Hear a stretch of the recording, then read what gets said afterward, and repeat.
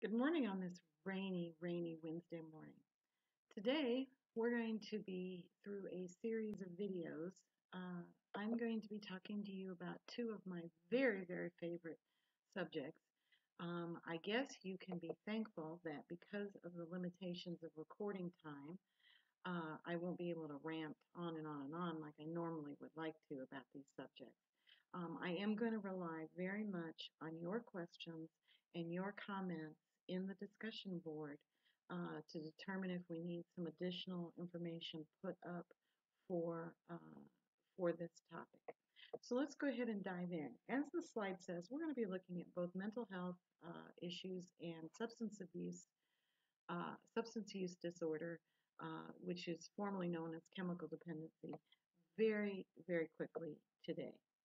I want to start by just giving you some basic orientation in terms of where you're going to be at as an associate degreed credentialed practitioner.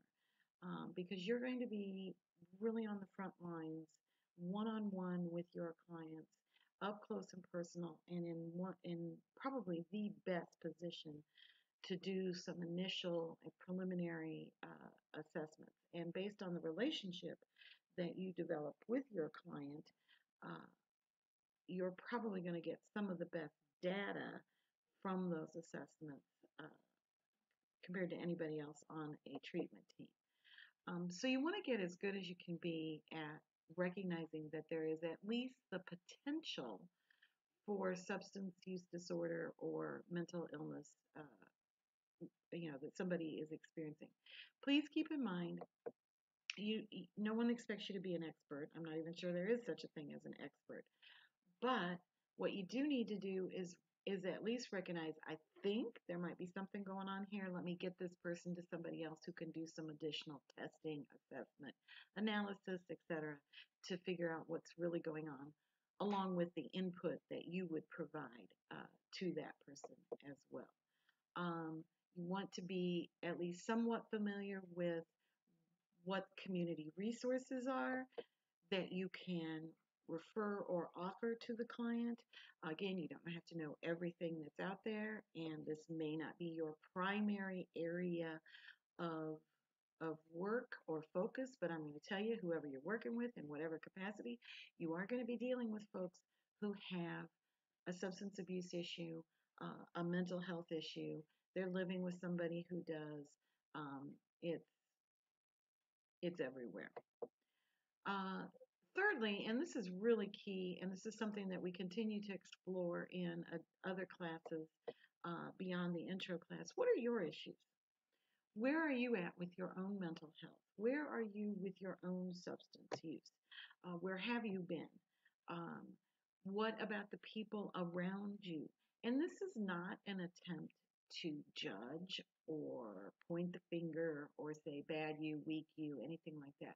This is all part of making sure that you are in the best position possible and you are taking care of you, um, so that in turn you can be in a position to be the best assistance and support to those clients that you're working with.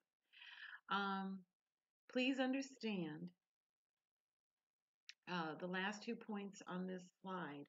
Please understand that it is the nature of these diseases, both substance use disorder and mental illness, that we see a lot of recidivism. We see people who are very troubled, very ill.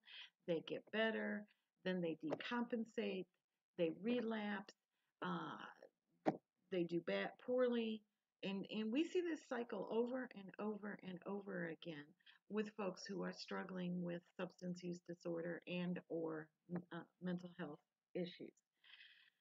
It doesn't mean you're doing a bad job. Um, it is just the nature of the disease, uh, both of these diseases.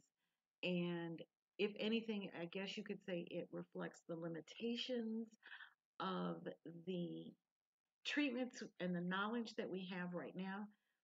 But in any given time, we do the best that we know how with our clients. I'm going to stop this video because it's getting kind of long. We'll come back in video number 2 and continue our discussion.